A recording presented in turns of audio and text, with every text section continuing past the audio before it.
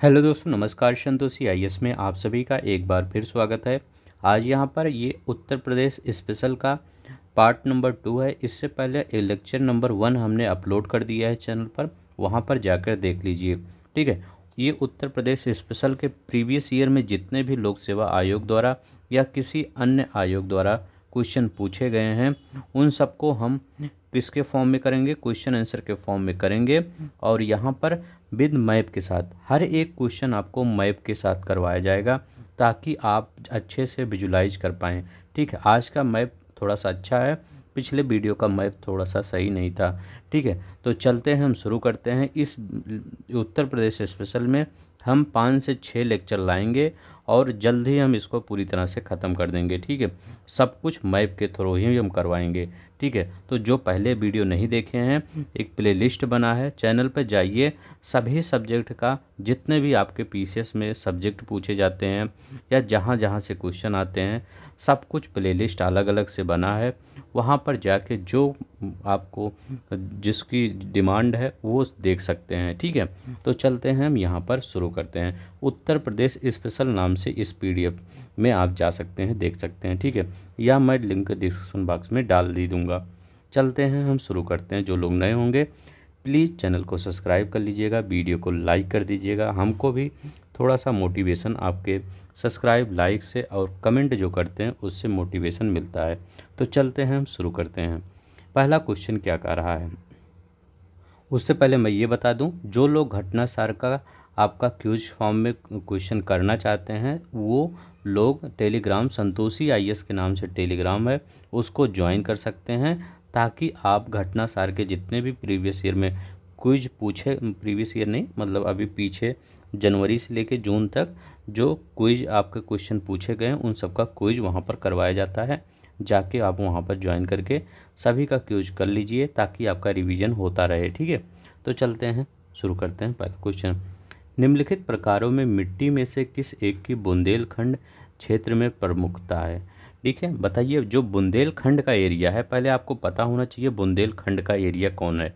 तो चलते हैं, फिर यहाँ पर दिखाते हैं बुंदेलखंड का एरिया। बुंदेलखंड में अगर आपसे कोई भी, आप इंटरव्यू में बैठे हैं, आप पेपर में बैठे हैं, पूछे बुंदेलखंड में कितने ज़िले आते हैं, तो व्यूअर को आपको बताएंगे बुंदेलखंड में 7 ज़िले आते हैं। कितने ज़िले आते हैं? 7 ज़िले आते हैं। अब ये बताएंगे कौन कौन से ज़िले आते हैं। तो पहला ज़िला आता है जालौन, ये देखिए जालौन है, ये जालौन आता है। दूसरा आता है आपका झांसी आता है। ठीक है, तीसरा आता है आपका ललितपुर। अब यहाँ तीनों में क्या याद करना है कि जालौन का मुख्यालय कहाँ है, तो जालौन का मुख्यालय उरई पड़ेगा। ठीक है, हम थोड़ा सोलो चलेंगे, लेकिन आपको पूरी तरह से वीडियो में ही याद करवाने की कोशिश करेंगे। जालौन का मुख्यालय उरई पड़ेगा। कौन कौन सा मुख्यालय सबसे ज़्यादा पूछा जाता है? जालौन का पूछा जाता है। अंबेडकर नगर का मुख्यालय पूछा जाता है अकबरपुर, क्योंकि इन सब का चेंज है। और एक सिद्धार्थ नगर का मुख्यालय पूछा जाता है। सिद्धार्थ नगर का मुख्यालय होता है नवगढ़। ये तीनों अक्सर पूछ लिए जाते हैं। आप प्रीवियस ईयर मैं देख के आता हूँ, इसीलिए मैं आपको यहाँ पर बताता हूँ कि कौन कौन सा मुख्यालय पूछा गया है। ठीक है, अब देखिए, 3 जो बुंदेलखंड के हम ये ज़िले बता रहे थे, इन ज़िलों में 3 कौन हुआ? जालौन, झांसी, ललितपुर। अब यहाँ पर देखिए हमीरपुर है, एक महोबा है, एक बांदा है और चित्रकूट है। ये कितने ज़िले हो गए? 7 ज़िले हो गए। आपको गिनती करिए, 1 हो गया, 2 हो गया, 3 हो गया, 4 हो गया, 5 हो गया, 6 हो गया और 7 हो गया। ये 7 ज़िले कौन से हैं जो बुंदेलखंड के एरिया में आता है। अब आपसे क्वेश्चन में पूछा क्या गया था कि यहाँ पर कौन सी मिट्टी पाई जाती है, तो आप जानते हैं यहाँ पर प्रचुरतर मात्रा में कौन कौन सी मिट्टी पाई जाती है? लाल मिट्टी और काली मिट्टी पाई जाती है। ऑप्शन में काली मिट्टी दिया है, तो आप काली मिट्टी लगाएंगे। कौन सी? काली मिट्टी पाई जाती है। अब पूछेंगे काली मिट्टी में भी 2 प्रकार का होता है, तो काली मिट्टी याद रखेंगे, काली मिट्टी भी 2 प्रकार की होती है। कौन कौन सी काली मिट्टी 2 प्रकार की होती है? तो यहाँ पर 2 प्रकार की, एक काबर होती है, पूछ लेता है, काबर होती है और एक मार होती है। काली मिट्टी के बारे में एक चीज़ याद रखिएगा, काली मिट्टी में जल धारण करने की क्षमता अधिक होती है। ठीक है, इसका एक फैक्ट याद रखिएगा, जल धारण करने की क्षमता अधिक होती है। ठीक है, जल धारण करने की क्षमता, करने की क्षमता क्या होती है, अधिक होती है। दूसरा एक फैक्ट याद रखिएगा, इसकी उत्पादन क्षमता भी अधिक होती है। ठीक है, उत्पादन क्षमता भी अधिक होती है, जल धारण करने की क्षमता भी अधिक होती है, दोनों याद रखिएगा। देखिए काली मिट्टी में काबर और मार होता है। और दूसरी मिट्टी कौन बुंदेलखंड एरिया में पाई जाती है, लाल मिट्टी पाई जाती है। याद रखिएगा लाल मिट्टी भी इस बुंदेलखंड एरिया में पाई जाती है। अब पूछेंगे ये लाल मिट्टी भी दो प्रकार की होती हैं, जो जैसे काली मिट्टी वैसे लाल मिट्टी भी। कौन कौन से, राकर मिट्टी, याद रखिएगा राकर मिट्टी होती है, और कौन सी मिट्टी होती है, यरुआ मिट्टी। ठीक है, ये भी दो समूहों में डिवाइड की जाती है। इसके विपरीत इसका फैक्ट है, इसमें जल धारण करने की क्षमता कम होती है। तो याद रखिएगा जल धारण करने की क्षमता क्या होती है, इसकी कम होती है। दूसरा क्या होती है, इसकी उत्पादन क्षमता भी कम होती है। ठीक है, उत्पादन क्षमता भी उतना अधिक नहीं होती है लाल मिट्टी के कारण। ठीक है, अब देखिए यहाँ पर एक चीज़ और होता है इसके, यहाँ पर बहुत अधिक मात्रा में भूमि का कटाव होता है। जहाँ लाल मिट्टियाँ होती हैं यहाँ पर भूमि का कटाव अधिक मात्रा में होता है।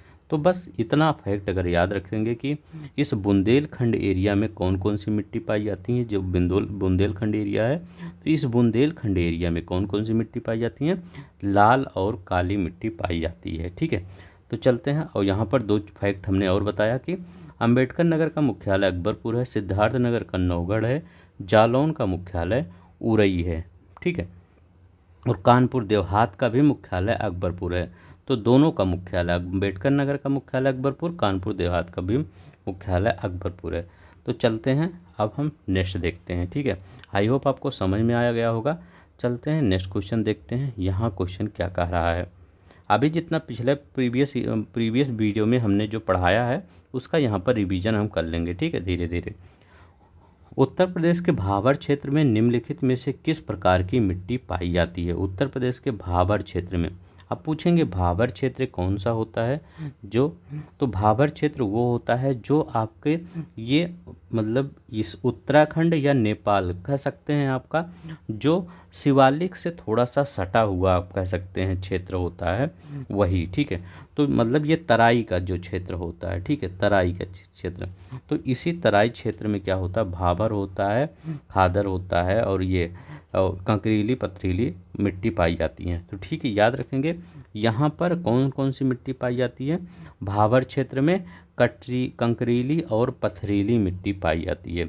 तो उत्तर प्रदेश के भाबर क्षेत्र में कौन सी मिट्टी, कंकरीली और पथरीली मिट्टी पाई जाती है। अब यहाँ पर देखिए कुछ फैक्ट देखते हैं, पिछले वीडियो का देख लेते हैं। पूछा गया था कि सबसे पूर्वी जिला कौन है, तो ये बलिया है, दिख रहा होगा आपको बलिया, ये बलिया है, तो सबसे पूर्वी जिला आपका बलिया है। सबसे पश्चिमी जिला कौन सा है, तो सबसे पश्चिमी जिला ये शामली दिख रहा है, सबसे पश्चिमी जिला। सबसे उत्तरी जिला कौन सा है, सहारनपुर सबसे उत्तरी जिला है। और नीचे अगर आप देखेंगे, मैं कहूँ कि अगर ललितपुर में और सोनभद्र में सबसे वो दक्षिणी जिला कौन सा है, तो ललितपुर और सोनभद्र में सबसे दक्षिणी जिला, अगर मैं लाइन खींचता हूँ तो ये देखिए लाइन खींचता हूँ तो ये तो यहीं तक है, लेकिन ये यहाँ तक आ गया, तो ये सोनभद्र सबसे दक्षिणी जिला है। तो याद रखेंगे सोनभद्र सबसे दक्षिणी जिला है। पिछले वीडियो में हमने एक चीज़ और पढ़ा था, कई बार पढ़े थे, कि नेपाल के साथ कौन कौन से अपने ज़िले हैं जो बाउंड्री साझा करते हैं, शेयर करते हैं। तो कौन कौन से ऐसे ज़िले हैं, क्योंकि ये 2021 में क्वेश्चन RO में पूछा गया था। ठीक है, तो कौन कौन से ज़िले हैं, पीलीभीत जिला है, ये देखिए पीलीभीत जिला है, बाउंड्री शेयर कर रहा है, ये देखिए नेपाल है, नेपाल के साथ पीलीभीत शेयर कर रहा है। लखीमपुर खीरी शेयर कर रहा है, बहराइच शेयर कर रहा है, श्रावस्ती शेयर कर रहा है, श्रावस्ती करता है ना कि बस्ती करता है, तो बस्ती नहीं करता, बस्ती नहीं लगाएंगे। ठीक है, ऑप्शन में वहाँ बस्ती देता है। बलरामपुर शेयर करता है, सिद्धार्थ नगर शेयर करता है जिसकी मुख्यालय नौगढ़ है, और महाराजगंज शेयर करता है। दो ही ऑप्शन में देता है, एक कुशीनगर देता है, एक बस्ती देता है, क्योंकि श्रावस्ती और बस्ती में वो सोचता है कि बच्चे इसमें कंफ्यूज होंगे। ठीक है, तो बस्ती उठा के दे देता है, और यहाँ पर कुशीनगर ये है ना, तो बच्चे सोचेंगे कि यहाँ कुशीनगर ये ऊपर से यहाँ पर, क्योंकि कुशीनगर भगवान बुद्ध से मतलब रिलेटेड है, और नेपाल भी भगवान बुद्ध से, तो वो सोचते होंगे एग्जामिनर कि हो सकता है बच्चे यहाँ भी गलत करें। ठीक है, तो जो आप वो सोचते हैं वो मैं आपको बता दे रहा हूँ कि कुशीनगर मत लगाइएगा, ना कि बस्ती, और ना ही बस्ती लगाइएगा, ठीक है। इतने ही शेयर करते हैं। पीलीभीत, लखीमपुर खीरी, बहराइच, श्रावस्ती, बलरामपुर, सिद्धार्थनगर, महाराजगंज, ठीक है। तो ये हुआ आपका, ये सब प्रीवियस वीडियो में हमने बताया है, ठीक है। अब चलते हैं कौन सा क्वेश्चन, दूसरा क्वेश्चन आता है। उत्तर प्रदेश में लाल मिट्टियाँ मुख्यतः पाई जाती हैं। तो जो लाल मिट्टियाँ कहाँ पाई जाएंगी? उत्तर प्रदेश में लाल मिट्टियाँ वहीं पाई जाएंगी जहाँ पर आपका बुंदेलखंड या मतलब विंध्य क्षेत्र से लगा हुआ जिला होगा, ठीक है। तो क्योंकि विंध्य क्षेत्र में भी लाल मिट्टी पाई जाती है, तो जो विंध्य क्षेत्र से जिले होंगे लसटे वहीं पर पाई जाती है। अब चलते हैं, हम पूरा आपको मैप से ही करवा देंगे उत्तर प्रदेश स्पेशल, कभी भूलेगा नहीं, ठीक है। मैं ये क्वेश्चन इसलिए लाता हूँ कि ताकि आपको, ये क्वेश्चन मैं नहीं लाता लेकिन ताकि आपको पता चलता रहे कि पेपर में किस प्रकार से क्वेश्चन आ रहे हैं। मैं अभी आपको वैसे ही मैप करवाता तो आपको पता भी नहीं चल पाता कि किस प्रकार से क्वेश्चन आ रहे हैं। तो क्वेश्चन लाने का सिर्फ यही मकसद है और कोई मकसद नहीं है हमारा, मेरा सिर्फ एक ही मोटो है, यहाँ पर ये करवाना, ठीक है, मैपिंग करवाना उत्तर प्रदेश का। तो चलते हैं यहाँ पर देखते हैं, इसमें कह रहा है क्या कि उत्तर प्रदेश के किस क्षेत्र में लाल मिट्टी पाई जाती है। अब देखिए लाल मिट्टी कहाँ पाई जाएगी, ये जो विंध्य वाला क्षेत्र है, विंध्य मतलब मिर्ज़ापुर भी विंध्याचल, इसीलिए विंध्याचल पड़ा है, ठीक है। तो ये मिर्ज़ापुर में ही ना, माता विंध्याचल वहीं पे है मिर्ज़ापुर में ही। तो ये सब एरिया जो आपको पड़ेगा ये विंध्य क्षेत्र में, यहाँ पर क्या होता है, लाल मिट्टी पाई जाती है, अधिकतर में लाल मिट्टी। तो लाल मिट्टी के अगर मैं आपको ज़िले बताना स्टार्ट करूं कि कौन कौन से ज़िले हैं, तो वो आप कौन सा ज़िला कहेंगे? पहला आप प्रयागराज याद रखेंगे, प्रयागराज में भी लाल मिट्टी पाई जाती है। और कौन सा याद करेंगे? मिर्ज़ापुर में याद करेंगे, मिर्ज़ापुर में पाई जाती है। सोनभद्र में भी लाल मिट्टी पाई जाती है, चंदौली में भी आपकी लाल मिट्टी पाई जाती है, ठीक है। इधर झांसी में भी आपकी लाल मिट्टी पाई जाती है, मतलब इस साइड में लगभग सभी जगह लाल मिट्टियाँ पाई जाती हैं। लेकिन आप इतना याद रखेंगे, मिर्ज़ापुर, सोनभद्र, सोनभद्र में अधिकतर पाई जाती है लाल मिट्टी है, ठीक है। तो यहाँ पर क्या होता है इस लाल मिट्टी में, तो लाल मिट्टी का एक फैक्ट भी याद रख लीजिए, इसमें किसकी कमी होती है? नाइट्रोजन की कमी होती है, याद रखेंगे, नाइट्रोजन की लाल मिट्टी में कमी होती है, ठीक है। फास्फोरस की कमी होती है, इसमें किसकी कमी होती है? फास्फोरस की कमी होती है, और चूने की कमी होती है, ठीक है, चूने की कमी होती है। किसकी अधिकता होती है?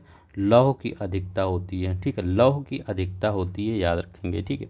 तो इतना आप याद रखेंगे, ठीक है, कहाँ कहाँ पर लाल मिट्टी है। तो आप कह सकते हैं आपको कुछ ना पता हो तो इंटरव्यूअर को ये बताइए कि सर वहाँ पर जो बुंदेलखंड का जो एरिया, मतलब जो विंध्य क्षेत्र का एरिया है, वहाँ पर लाल मिट्टियाँ पाई जाती हैं, या बुंदेलखंड एरिया में भी, हम बुंदेलखंड एरिया में बता रहे थे, ठीक है। तो बुंदेलखंड या विंध्य क्षेत्र के एरिया में क्या होता है, लाल मिट्टी पाई जाती है, ठीक है। ये तो चलते हैं यहाँ पर क्या कहेंगे, अब यहाँ पर कौन कौन सा कहेंगे? मिर्ज़ापुर और झांसी, ठीक है, यहाँ पर ये कहेंगे, ठीक है। चलते हैं नेक्स्ट देखते हैं।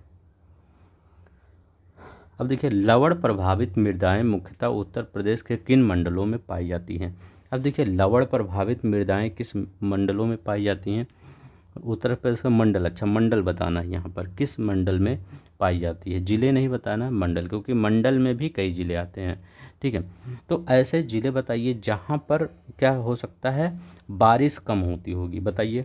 अब हम गोरखपुर की अगर बात करें, यहाँ पर, यहाँ गोरखपुर देखते हैं, तो उत्तर प्रदेश का सबसे ज़्यादा बारिश कहाँ होता है? वो गोरखपुर में होता है, ठीक है। तो यहाँ पर लवण प्रभावित मृदा कैसे हो सकती है? लवण प्रभावित मृदा वहीं हो सकती है जहाँ पर बारिश कम होती है।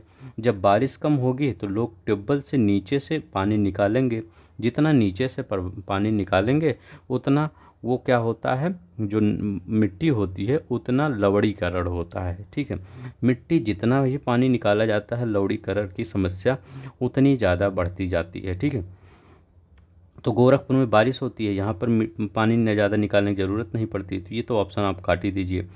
मेरठ और मुरादाबाद देखते हैं, यहाँ पर कह रहा है मुरादाबाद और कह रहा है और मेरठ कह रहा है, तो मेरठ कह रहा है, तो यहाँ भी मतलब उतना पानी की ज़रूरत नहीं होती, क्योंकि ये जो तराई वाला क्षेत्र है यहाँ पर अच्छी खासी नमी रहती है, तो ये यहाँ भी पानी की उतना ज़रूरत नहीं होती, ठीक है, पानी बरस ही जाता है यहाँ पर, ठीक है। तो यहाँ पर अब देखिए दूसरा क्या ऑप्शन कह रहा था, ये यहाँ पर कहाँ गए थे, ये हाँ, ये भी हो गया, तो ये भी आप काट ही दीजिए। अब देखिए यहाँ झांसी और चित्रकूट, तो यहाँ भी नहीं बारिश हो जाती है, लेकिन आगरा और अलीगढ़, ठीक है, आगरा और अलीगढ़ में यहाँ पर क्या है, वो लवण युक्त मिट्टी पाई जाती है। अब देखिए झांसी और चित्रकूट में आप कहेंगे यहाँ भी तो बारिश कम ही होती है। देखिए बारिश कम होती है, लेकिन यहाँ पर क्या है, उतना खेती भी उतने बड़े पैमाने पर यहाँ पर उतना नहीं होती जितना आप कह सकते हैं आगरा और अलीगढ़ में होती है, ठीक है, खेती। क्योंकि यहाँ पर कुछ बहुत से एरिया क्या होते हैं आपके, ये पहाड़ी एरिया हो जाते हैं, चूना पत्थर वाले एरिया हो जाते हैं, मतलब जहाँ पर फैक्ट्री, ये सीमेंट फैक्ट्री, ये सब लगाने की ज़्यादा वो होती है। तो यहाँ पर उतना सिंचाई की वो नहीं है प्रॉब्लम। प्रॉब्लम यहाँ पर है आगरा और अलीगढ़ में, क्योंकि ये एरिया यहाँ पर बारिश कम होती है। जैसे आगरा ये साइड अगर देखा जाए, ये साइड, ये चाहे हम आगरा की बात करें चाहे हम अलीगढ़ की बात करें, ठीक है, अलीगढ़ यहाँ पर है, तो ये एरिया जो होता है, ये एरिया जो दिख रहा है मथुरा का एरिया, अगर सबसे ज़्यादा कम पूछा जाए कि बारिश कहाँ होती है तो मथुरा में होती है। तो इस एरिया में बारिश कम होती है, लोग क्या करते हैं, नलकूप से पानी निकालते हैं, ठीक है, ट्यूबवेल जिसको आप बोलते हैं, ट्यूबवेल, उससे पानी, इससे लवणता बढ़ती जाती है। तो अब आपको नहीं भूलेगा कि लवणता कहाँ बढ़ती जाती है, कैसे, तो यहीं पर आपकी लवणता अलीगढ़ और आगरा और अलीगढ़ में यहीं पर सबसे ज़्यादा लवणता है, ठीक है, इसी मंडल में है, ठीक है। तो मंडल पूछा था ना, तो इस मंडल के अंदर का जितने भी, चाहे आगरा के मंडल के अंदर के जितने भी और अलीगढ़ के मंडल के अंदर जितने भी, तो ये पूरा एरिया आ जाता है, लगभग ये सभी ज़िले यहीं पर हैं, ठीक है। तो मेन कारण है बारिश कम होना। कहाँ पर पूछा गया था, यूपीएससी, यूपीपीसीएस CACF में पूछा गया था, ठीक है, यूपीपीएससी ACF में पूछा गया था 2017 में। तो जो क्वेश्चन मैं करवा रहा हूँ ऐसे ही क्वेश्चन आपके पेपर में पूछे जाने की संभावना है। निम्नलिखित स्थानों पर वर्षा ऋतु में कहाँ सर्वाधिक वर्षा होती, कहाँ देखिए कहाँ रहा, कहाँ पर सर्वाधिक, तो अभी हमने क्या बताया, गोरखपुर में सबसे अधिक वर्षा होती है, लगभग कितना, 184.7 सेंटीमीटर वर्षा होती है। गोरखपुर कहाँ है, ये देखिए गोरखपुर ये है, तो गोरखपुर में क्या है, सबसे अधिक वर्षा होती है, ठीक है, यह है गोरखपुर, यहीं पर सबसे अधिक वर्षा होती है।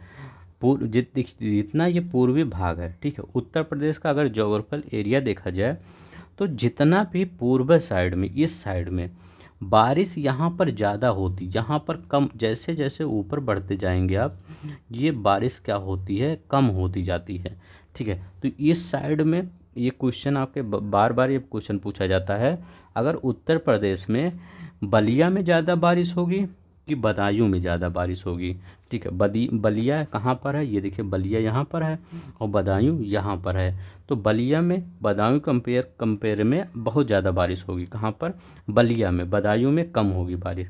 तो जैसे जैसे आप ये पूरब है ना, पूरब से आप जैसे जैसे पश्चिम की ओर बढ़ते जाएंगे, ठीक है, वैसे वैसे बारिश की मात्रा कम होती जाएगी, मथुरा तक जाते जाते बहुत कम हो जाती है, इसीलिए बोला जाता है मथुरा में सबसे कम बारिश होती है, ठीक है।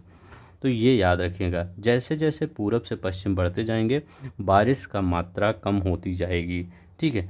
तो एक बार फिर अब यहाँ पर हम रिवीजन कर लेते हैं। नेपाल से कौन कौन से ज़िले सटे हुए हैं, पीलीभीत सटा हुआ है, लखीमपुर खीरी सटा है, बहराइच है, श्रावस्ती है, बलरामपुर है, नौगढ़ है, नौगढ़ मतलब सिद्धार्थ नगर है, और ये महाराजगंज है, ठीक है। तो ये मैं कई बार बता चुका हूँ, अगर प्रीवियस वीडियो देखेंगे और ये वीडियो देखेंगे तो 15 बार मैंने सबसे शायद ही बताया होगा। जालौन की मुख्यालय उरई है, अंबेडकर नगर का अकबरपुर है, ठीक है, सिद्धार्थ नगर का नौगढ़ याद रखेंगे, ठीक है। तो चलते हैं अब नेक्स्ट देखते हैं, आई होप आपको याद हो रहा होगा। चलते हैं, अगर आपको पसंद आ रहा होगा तो प्लीज़ एक लाइक का नीचे सब्सक्राइब का बटन होगा उसको प्रेस कर दीजिए, ताकि आपका ये चैनल है, आपका चैनल लगे कि हाँ अच्छा चैनल है, ठीक है। जितना आप सब्सक्राइब करेंगे आपको उतना ही आपको भी अच्छा फील होगा कि हम एक अच्छे चैनल से पढ़ रहे हैं, ठीक है। उत्तर प्रदेश में सस्य जलवायु क्षेत्रों की संख्या कितनी है, अब देखिए सस्य जलवायु क्षेत्रों की संख्या कितनी है, तो उत्तर प्रदेश में सस्य जलवायु क्षेत्रों की संख्या कितनी मानी जाती है?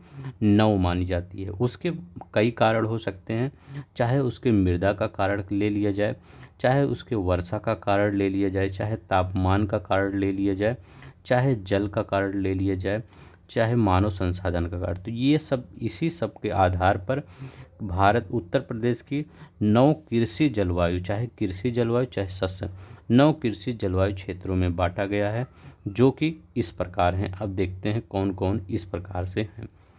अब देखिए, भाभर और तराई का क्षेत्र जो ऊपर आपको दिख रहा होगा, ये सहारनपुर, बिजनौर, मुरादाबाद, रामपुर, ये एरिया में इसको कहते हैं भाभर और तराई का क्षेत्र। याद रखेंगे, यहाँ पर नमी बहुत अधिक होती है, ठीक है, जहाँ पर जंगल भी काफ़ी मात्रा में पाए जाते हैं, ठीक है, मतलब ठीक है, ये सब जंगली एरिया है, ठीक है। तो यहाँ मतलब वन्य जीव बड़े इधर ज़्यादा हैं, ठीक है। तो याद रखेंगे, पहला क्या हमने बताया है कि भाभर एवं 9 कृषि जलवायु क्षेत्र में बताने जा रहा हूँ। 9 आप ध्यान से सुन लीजिए, बार बार देखिए कितनी बार पेपर में क्वेश्चन आया है। कहाँ पे आया है? यूपी पीसीएस में आया है, आरओ में आया है, लोअर में आया है, हर जगह पूछा जाता है। तो ये ध्यान से सुनिए कहाँ कहाँ पे। देखिए, ऊपर वाला जो तराई वाला क्षेत्र है, एक तो ये 9 में एक हो गया, ठीक है। कौन सा इसको नाम देंगे? भाभर और तराई का क्षेत्र। याद रखिएगा, ये पूरा है, ठीक है, पूरा जाता है, ठीक है, ये भाभर और तराई का क्षेत्र, भाभर एवं तराई का क्षेत्र, ठीक है, तराई का क्षेत्र, ठीक है। अब देखिए, भाभर एवं तराई का क्षेत्र एकदम सटा हुआ एरिया जो रहता है, ठीक है। अब देखिए, भाभर और तराई का दूसरा कौन सा क्षेत्र है? पश्चिमी मैदान, ठीक है। याद रखेंगे, पश्चिमी मैदान, पश्चिमी मैदान में कौन कौन सा आ जाएगा?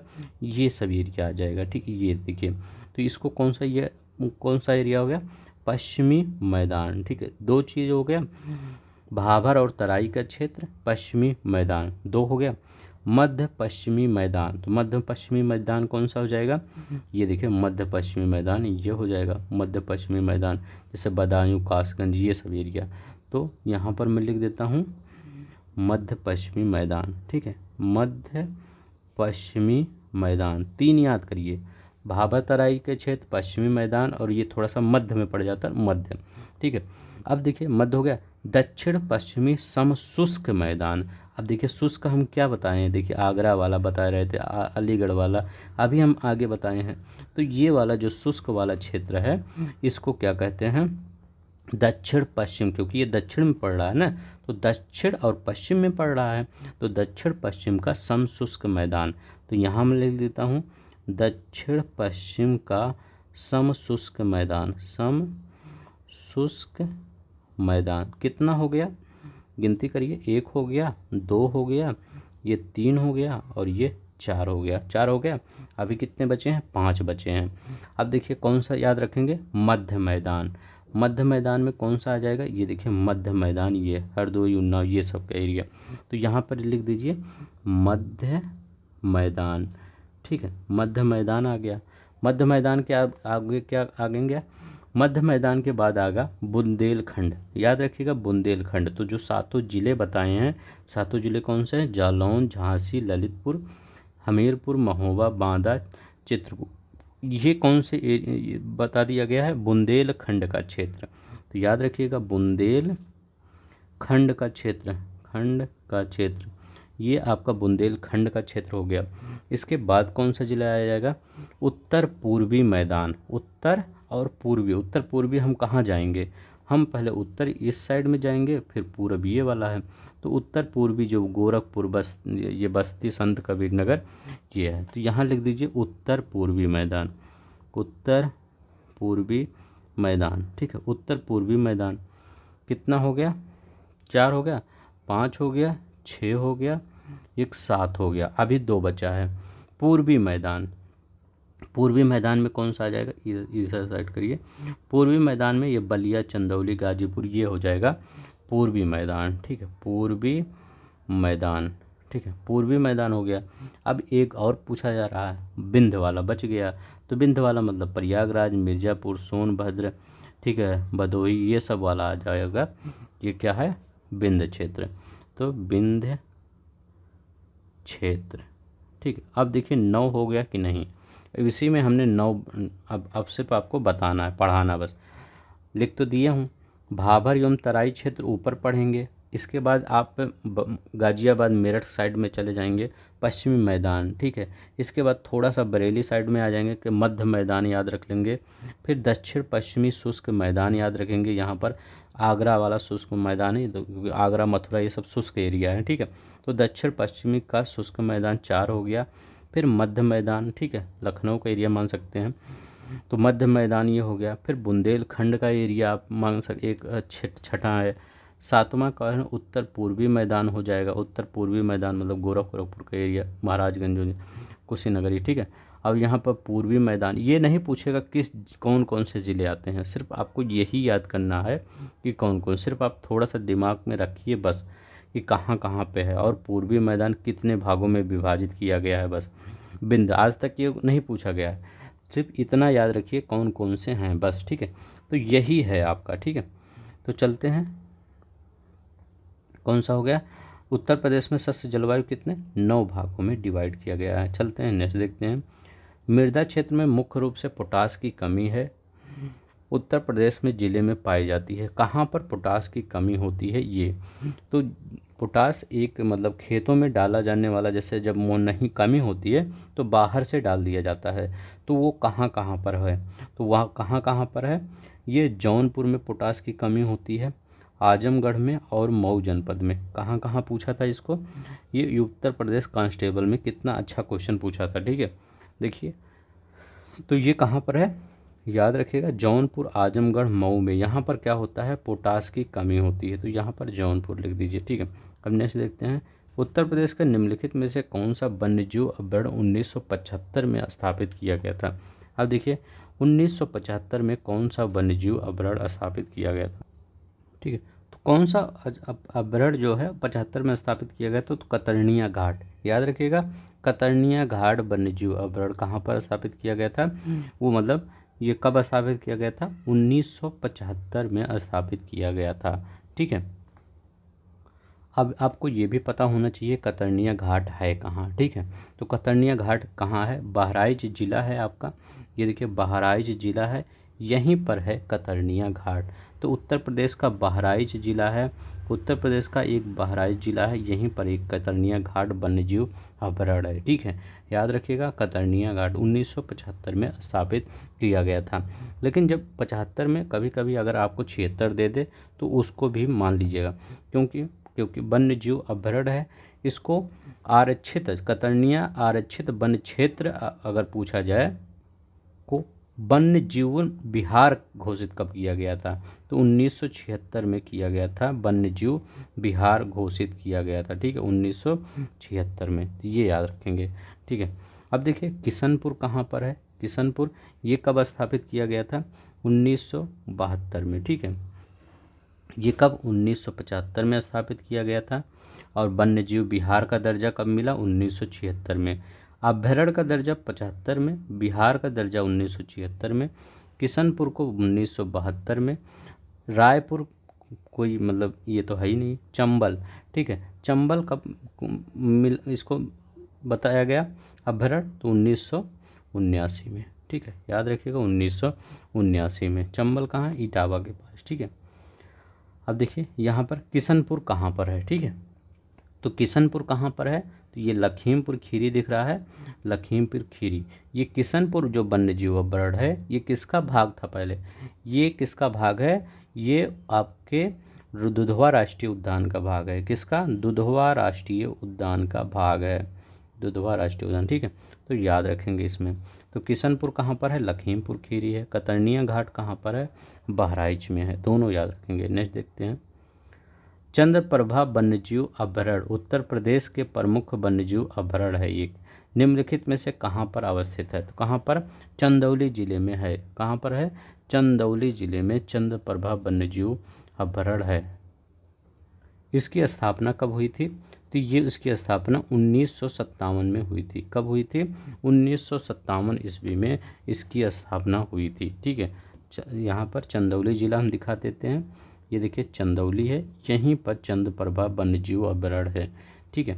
नेक्स्ट देखते हैं, विजय सागर पश्चिम बिहार निम्नलिखित में से उत्तर प्रदेश के किस स्थान पर अवस्थित है? विजय सागर पश्चिम बिहार, ठीक है, तो ये कहाँ पर अवस्थित है? तो ये महोबा में। महोबा चलते हैं, देखते हैं महोबा कहाँ है। बुंदेलखंड एरिया में है। ये देखिए महोबा, ये बुंदेलखंड एरिया में है। बुंदेलखंड एरिया में 7 जिले पड़ते हैं। जालौन पड़ता है, झांसी पड़ता है, ललितपुर पड़ता है, हमीरपुर पड़ता है, महोबा पड़ता है, बांदा पड़ता है, चित्रकूट पड़ता है, ठीक है। और इसी महोबा में कौन सा है? विजय सागर पश्चिम बिहार, ठीक है।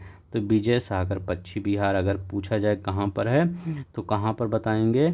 ये महोबा में बताएंगे, ठीक है। महोबा में विजय सागर पश्चिम बिहार बताएंगे, ठीक है।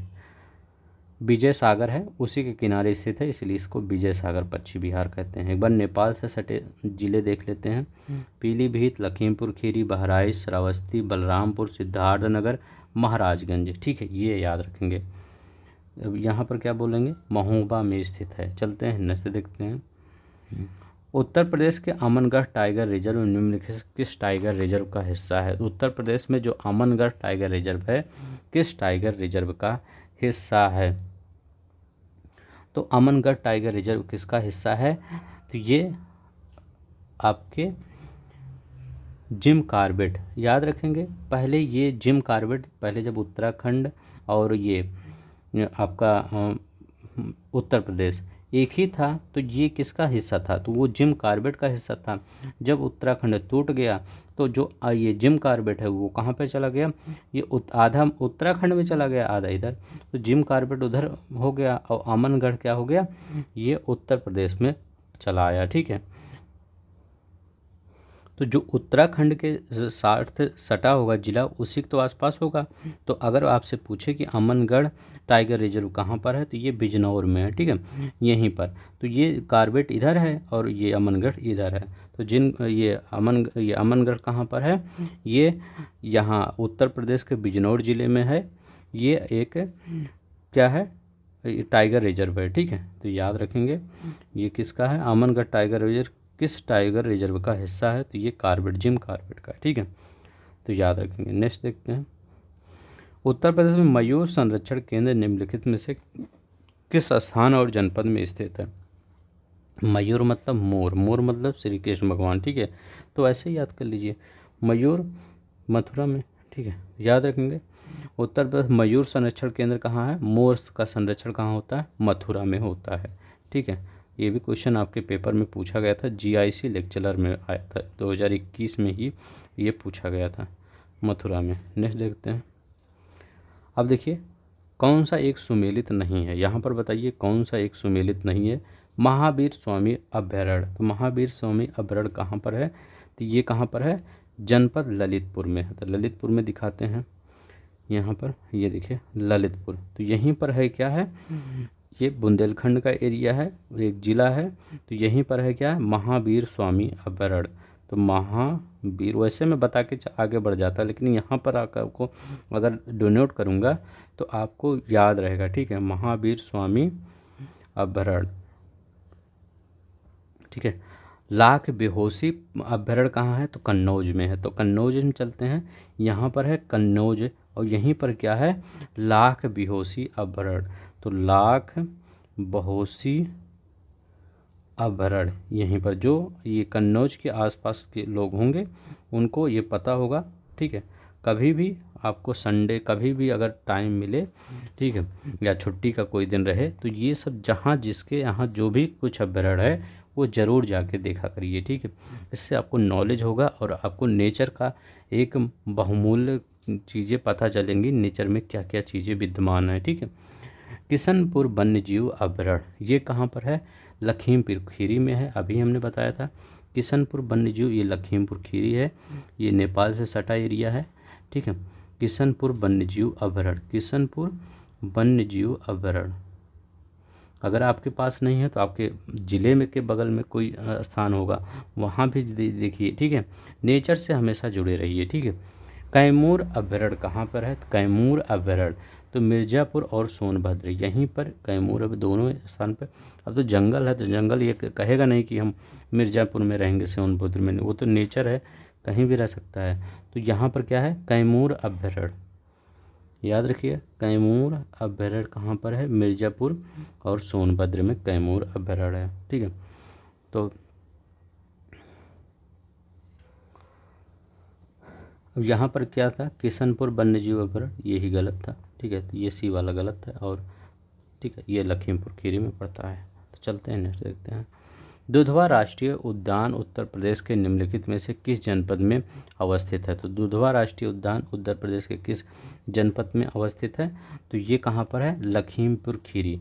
अभी जो हमने आपको बताया कि किशनपुर अभ्यारण्य और कतरनिया घाट, किशनपुर और कतरनिया घाट इसी दुधवा के ही आरक्षित क्षेत्र हैं। ठीक है, किशनपुर अगर वन्यजीव अभ्यारण्य पूछे, यह कतरनिया घाट, सब मिला के क्या बन जाता है, ये 1987 में इसको बनाया गया था दुधवा टाइगर रिजर्व। तो मतलब इसी के आसपास के एरिया हैं।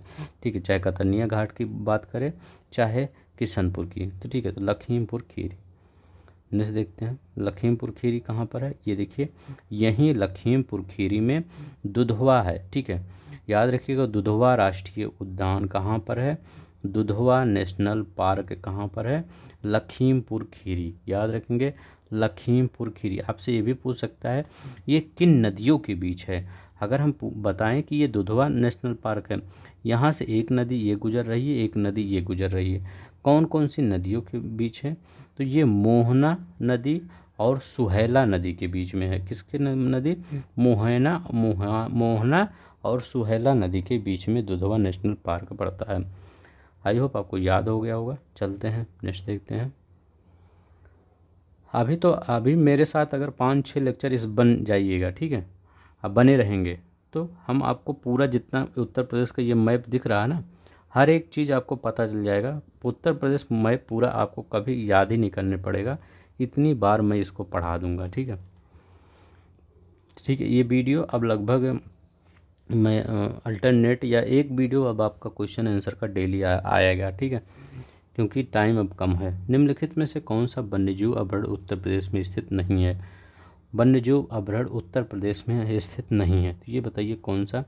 तो किशनपुर हाँ है, सूरहताल है, कतरनिया घाट है। तो ये कहाँ पर है, किशनपुर। तो किशनपुर कहाँ है, लखीमपुर खीरी। अभी हम बता रहे हैं लखीमपुर खीरी ये इसमें है। तो ये देखिए लखीमपुर खीरी।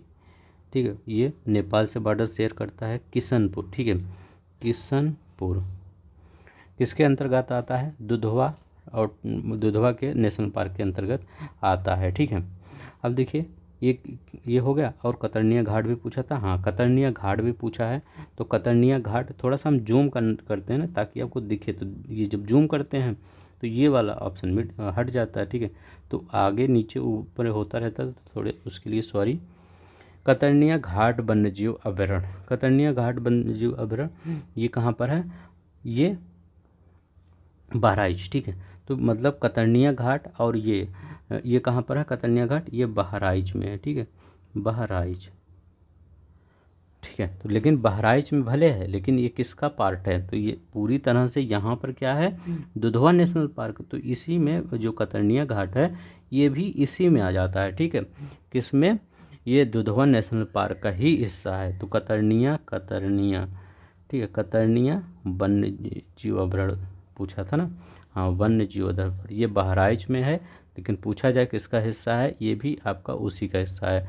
तो किशनपुर लखीमपुर खीरी है, कतरनिया घाट कहाँ पर है, बहराइच में है। ठीक है, कतरनिया घाट बहराइच में। अब देखिए सूरहताल कहाँ है, तो सूरहताल उत्तर प्रदेश के बलिया ज़िले में है।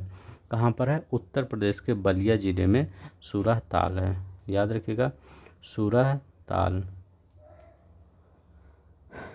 तो सिर्फ इतना याद करिए कौन सा नहीं है, तो ये कौन सा नहीं, कालेसर नहीं है। ठीक है, कालेसर कहाँ है, ये हरियाणा में है। ठीक है, हरियाणा में कालेसर राष्ट्रीय उद्यान है। ठीक है, तो ये याद रखिए। किशनपुर कहाँ है, लखीमपुर खीरी में। बहराइच में कतरनिया घाट है। ठीक है, सॉरी हाँ। और सूरहताल कहाँ पर है, बलिया में है। ठीक है, चलते हैं नेक्स्ट देखते हैं। उत्तर प्रदेश का पहला गिद्ध संरक्षण कहाँ स्थापित किया गया था, तो उत्तर प्रदेश का पहला गिद्ध संरक्षण कहाँ स्थापित किया गया था, तो ये महाराजगंज में। महाराजगंज कहाँ है, देखते हैं। महाराजगंज है, ये है, यहीं पर उत्तर प्रदेश का पहला गिद्ध संरक्षण स्थापित किया गया था। पहला गिद्ध संरक्षण। ठीक है, अब देखिए नेक्स्ट देखते हैं क्वेश्चन। अब यहाँ पर निम्नलिखित में से कौन सा उत्तर प्रदेश में स्थित नहीं है, तो कौन सा उत्तर प्रदेश में स्थित नहीं है, तो बताइए। चित्रागुंडी पक्षी अभयारण्य, चित्रागुंडी पक्षी अभयारण्य कहाँ पर है, तो ये याद रखेंगे ये तमिलनाडु में है। ठीक है, चित्रागुंडी कहाँ पर है, तमिलनाडु में है। उधवा पक्षी अभयारण्य कहाँ है, तो उधवा पक्षी अभयारण्य कहाँ पर है, ये झारखंड में है। तो झारखंड में है, याद रखिएगा। उधवा पक्षी अभयारण्य झारखंड में है, चित्रागुंडी तमिलनाडु में है। जयप्रकाश नारायण पक्षी अभयारण्य, ठीक है, तो जयप्रकाश नारायण पक्षी अभयारण्य जिसको अभी हमने क्या बताया है, ये यहाँ पर, ठीक है, ये यहाँ ज़्यादा छोटा पड़ जाएगा, ये यहाँ पर, ये बलिया, तो जिसको अभी सुरहा ताल बोला गया था ना, सुरहा ताल, सुरहा ताल, इसी को क्या बोला जाता है, जयप्रकाश नारायण पक्षी अभयारण्य। क्या बोला जाता है, जयप्रकाश नारायण पक्षी अभयारण्य इसको बोला जाता है। कहाँ पर है, बलिया में है, चाहे सुरहताल बोलिए। देखिए दोनों याद रखिएगा, क्योंकि अभी देखिए पूछ लिया गया है, कहाँ पर पूछा गया है, यूपीपीएससी ACF AFO, ये नहीं, यहाँ पर नहीं, ये यहाँ पर पूरे ACF ये भी ACF RFO मेंस में पूछा गया है 2019 में। अब जयप्रकाश नारायण सुरहताल याद रख के गए हैं अगर, तो गलत हो जाएगा, क्योंकि इसका नाम भी सुरहा ताल, ठीक है, सुरहा ताल कहाँ पर है, बलिया में है। ठीक है, जो बलिया से होंगे उनको पता होगा। पटना पश्चिम बिहार कहाँ है, तो पटना पश्चिम बिहार एटा में है, यहाँ पर है एटा, ये देखिए एटा यहाँ पर है, यहीं पर है पटना पश्चिम बिहार, पटना पश्चिम बिहार, अब पक्षी अभयारण्य। ठीक है, तो पटना में एटा में पटना पक्षी अभयारण्य है।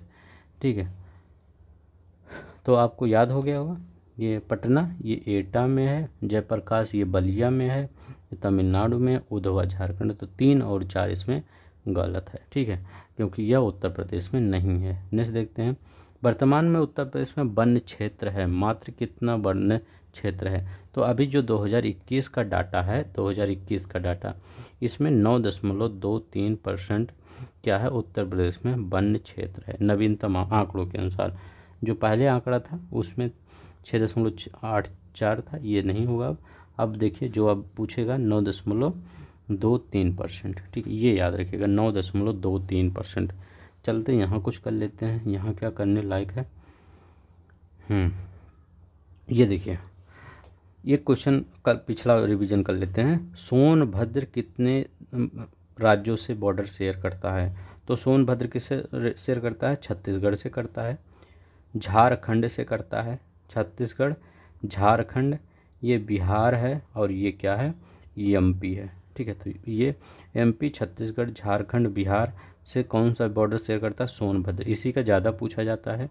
ठीक है, तो ये यहाँ पर ये कैसे याद करेंगे, यहाँ पर देखिए सोनभद्र, इसमें कितने अक्षर हैं, 4 अक्षर हैं सोनभद्र में, तो 4 राज्यों से बाउंड्री शेयर करता है। ठीक है, कितने राज्यों से, 4 राज्यों से बाउंड्री शेयर करता है, ये याद रखेंगे। ठीक है, अब देखिए ये तो हो गया तो सोनभद्र वाला, तो अब और कौन सा देखते हैं, हाँ ये कौन,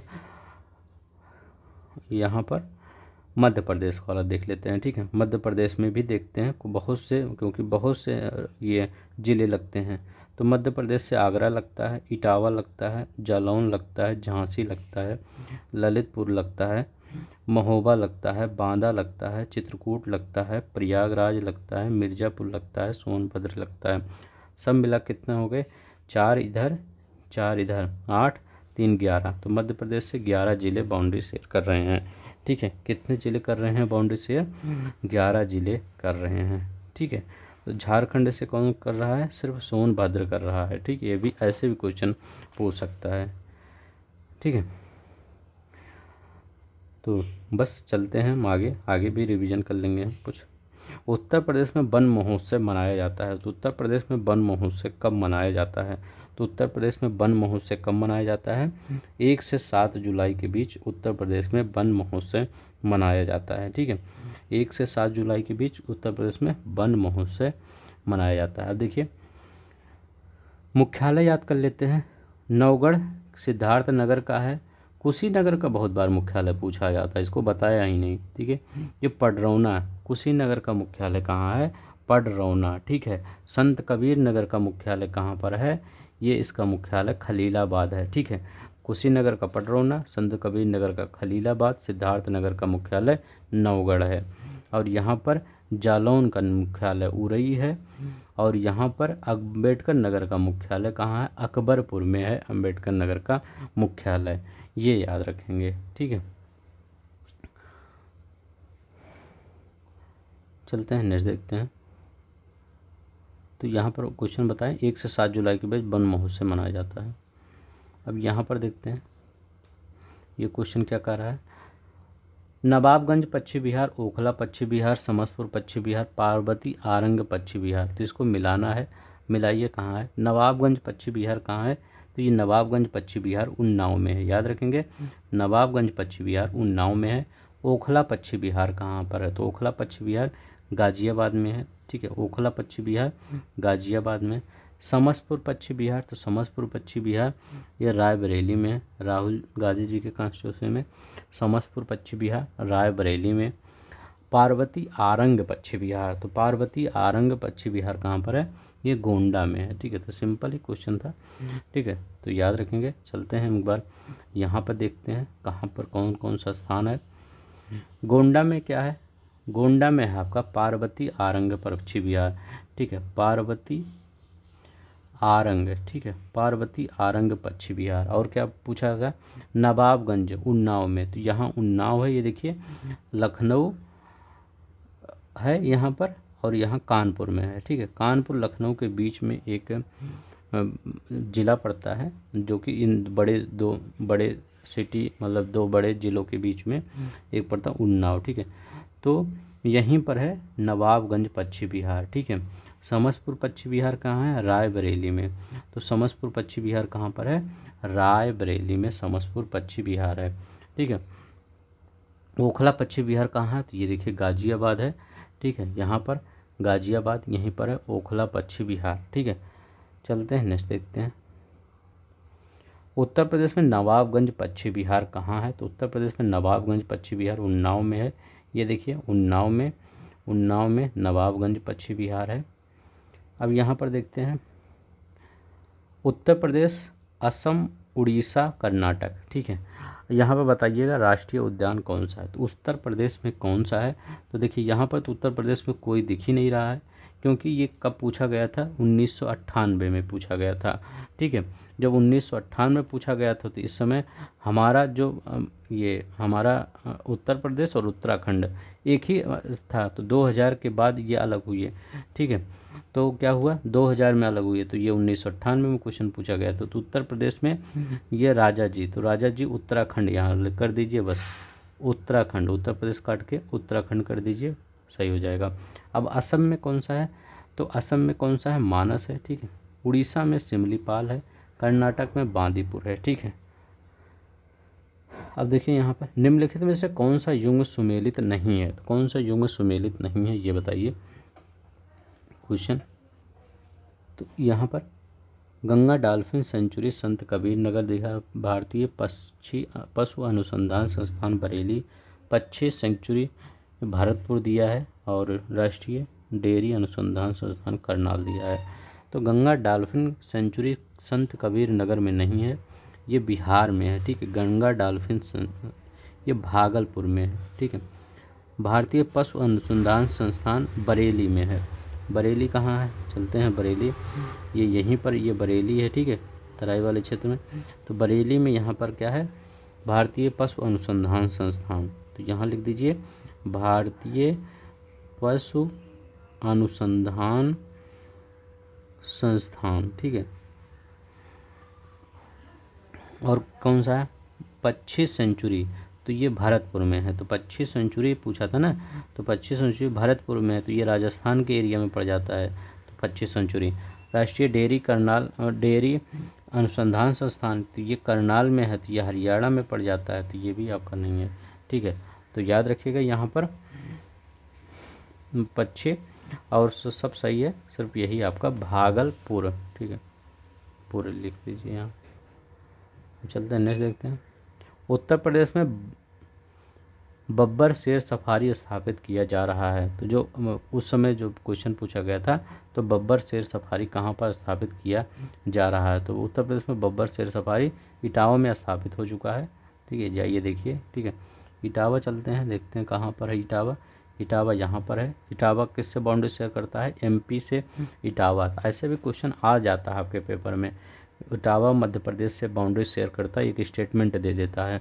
तो अगर आप पूरी तरह से मैप देख रहे हैं मेरे साथ, ठीक है, तो वहाँ पर आप सही कर देंगे। तो इटावा करता, आगरा भी तो कर रहा है। ठीक है, तो यहाँ पर इटावा हो जाएगा। चलते हैं नेक्स्ट देखते हैं। निम्न में कौन सा जनपद सर्वाधिक वनाच्छादित है? ठीक है, वनाच्छादित कौन सा है? अभी ये सब पूरी तरह से करवाएंगे। ठीक है, अब ये वन वाला चैप्टर है तो यहाँ भी आ गया है। तो यहाँ पर सबसे अधिक वनाच्छादित कौन सा है? सोनभद्र। ठीक है, याद रखेंगे, सोनभद्र सबसे अधिक वनाच्छादित है। अगर सोनभद्र ऑप्शन में ना रहे तब क्या कहेंगे? चंदौली, क्योंकि ये सोनभद्र है तो यहीं पर चंदौली भी है। तो ये पहले स्थान पर सोनभद्र है, दूसरे स्थान पर कौन सा है? चंदौली है। तीसरे स्थान पर कौन सा है? पीलीभीत है। तो पीलीभीत यहाँ पे नहीं मिलेगा, ऊपर मिलेगा। ठीक है, पीलीभीत ये जो तराई वाला क्षेत्र है, यहीं पर पूरा वन एरिया बहुत ज़्यादा है इधर। ठीक है, इसीलिए राष्ट्रीय उद्यान इस साइड पड़ जाते हैं। अब देखिए पीलीभीत कहाँ पर है? तो ये यहाँ पर तीसरे नंबर पे आता है सर्वाधिक वन क्षेत्र वाले में। हम बता रहे हैं 4 जिले। और कौन सा है? मिर्ज़ापुर। ठीक है, तो ये चौथे पे मिर्ज़ापुर आएगा। तो 1 नंबर पे कौन सा आएगा? सोनभद्र आएगा सबसे ज़्यादा वनाच्छादित। दूसरे पे कौन आएगा? चंदौली आएगा। सिर्फ ये मत याद करके जाइए कि सोनभद्र सबसे ज़्यादा वनाच्छादित है। सोनभद्र ऑप्शन में ना देके चंदौली दे दिया तब क्या करेंगे? ठीक है, सोनभद्र चंदौली। तीसरे पे आता पीलीभीत। ठीक है, पीलीभीत। और चौथे पे कौन आता है? मिर्ज़ापुर आता है। ठीक है, मिर्ज़ापुर। ये सबसे ज़्यादा वन आच्छादित जिले हैं। ठीक है, अब नेक्स्ट देखते हैं। यहाँ सुराहा ताल पश्चिम बिहार अवस्थित है। सुराहा ताल पश्चिम बिहार हम क्या बताए थे? सुराहा ताल इसको बोलिए चाहे जयप्रकाश नारायण बोलिए। ठीक है, दोनों ही एक ही है। ठीक है, तो ये कहाँ पर है? ये बलिया में स्थित है। कहाँ पर स्थित है? बलिया में है। कब स्थापना हुई थी इसकी? 1991 में। याद रखेंगे, 1991 में बलिया में सुराहा ताल की स्थापना हुई थी। बलिया कहाँ पर है? ये देखिए, सबसे पूर्वी जिला पूछे कौन सा है? बलिया है। ठीक है, नेक्स्ट देखते हैं। निम्नलिखित में से कौन सा पक्षी अभयारण्य उत्तर प्रदेश में स्थित है? पक्षी अभयारण्य उत्तर प्रदेश में स्थित है। कौन सा पक्षी अभयारण्य उत्तर प्रदेश में स्थित है? तो यहाँ पर आपका कौन सा है? तो ये पहला वाला ही है, समसपुर है। तो समसपुर कहाँ पर है? तो समसपुर उत्तर प्रदेश के रायबरेली में है। ठीक है, रायबरेली में है। अब पूछेंगे विंध्याथांगन पक्षी अभयारण्य कहाँ है? तो ये तमिलनाडु में, ऐसे नाम ही इसका दिख रहा है। घटप्रभा पक्षी अभयारण्य कहाँ? तो ये कर्नाटक में है। ठीक है, कर्नाटक में है ये। ठीक है, जायकड़वाड़ी पक्षी अभयारण्य कहाँ है? तो ये महाराष्ट्र में है। जायकड़वाड़ी महाराष्ट्र में है। यूपी ट्रिपल विधान वन रक्षक। तो ये सब तो अगर थोड़ा सा कठिन भी, अगर ये पता होगा आपका, समसपुर पक्षी अभयारण्य रायबरेली में है। ठीक है, उत्तर प्रदेश में। रायबरेली कहाँ है? ये देखिए, उत्तर प्रदेश में रायबरेली में समसपुर पक्षी अभयारण्य है। ठीक है, चलते हैं नेक्स्ट देखते हैं। दुधवा राष्ट्रीय उद्यान हमारे राज्यों में से किस जिले में स्थित है? दुधवा राष्ट्रीय उद्यान। दुधवा राष्ट्रीय उद्यान किस जिले में स्थित है? लखीमपुर खीरी में स्थित है। कहाँ पर है? लखीमपुर खीरी में स्थित है। लखीमपुर खीरी कहाँ है? तो दुधवा राष्ट्रीय उद्यान यहीं पर है। दुधवा बहुत बार पूछा गया है, दुधवा राष्ट्रीय उद्यान कहाँ है? राष्ट्रीय उद्यान, तो दुधवा राष्ट्रीय उद्यान कहाँ पर? लखीमपुर खीरी में, याद कर लीजिए। ठीक है, अब यहाँ पर देखिए, वन्य जीव अभयारण्य उत्तर प्रदेश के किस? चंद्रप्रभा वन्य जीव। तो चंद्रप्रभा वन्य जीव अभयारण्य देखिए, वही सब बार बार पूछा जा रहा है। तो चंद्रप्रभा वन्य जीव चंदौली जिले में पड़ता है। कहाँ पर? चंदौली जिले में चंद्रप्रभा। ये देखिए, चंदौली जिला यहीं पर है, यहीं पर चंद्रप्रभा वन्य जीव अभयारण्य पड़ता है। ठीक है, नेक्स्ट देखते हैं। चंद्रप्रभा मृगवन भारत के किस राज्य में है? चंद्रप्रभा मृगवन, तो वही चंद्रप्रभा वन्य जीव, चंद्रप्रभा मृगवन वही सब है, उत्तर प्रदेश के में है, चंदौली जिले में है। ठीक है, ये है चंदौली ज़िला, उत्तर प्रदेश के चंदौली ज़िले में स्थित है। नेक्स्ट देखते हैं, उत्तर प्रदेश वन निगम कब स्थापित किया गया था? बताइए, उत्तर प्रदेश वन निगम कब स्थापित किया गया था? तो उत्तर प्रदेश वन निगम 25 नवंबर 1974 में स्थापित किया गया था। कब? 25 नवंबर 1974 में। नेक्स्ट देखते हैं, बाघों के संरक्षण के संबंधित कौन सा स्थल उत्तर प्रदेश में स्थित है? तो बाघों के संरक्षण से संबंधित आगे हम बता चुके हैं, अमनगढ़। अमनगढ़ कहाँ पर है? बिजनौर में है, याद रखिएगा, अमनगढ़ बिजनौर में है। यही किसके लिए प्रसिद्ध है? बाघों के संरक्षण से संबंधित स्थल प्रसिद्ध है। ठीक है, आज के लिए बस इतना ही, अगला वीडियो कल आएगा। ठीक है, अब डेली ही अब ये एक आपका क्वेश्चन आंसर के फॉर्म में वीडियो चलेगा। ठीक है, और एक 100 नोट्स में चलेगा ही। तो धन्यवाद, नमस्कार, अपना ख्याल रखिएगा। जय हिंद, जय भारत।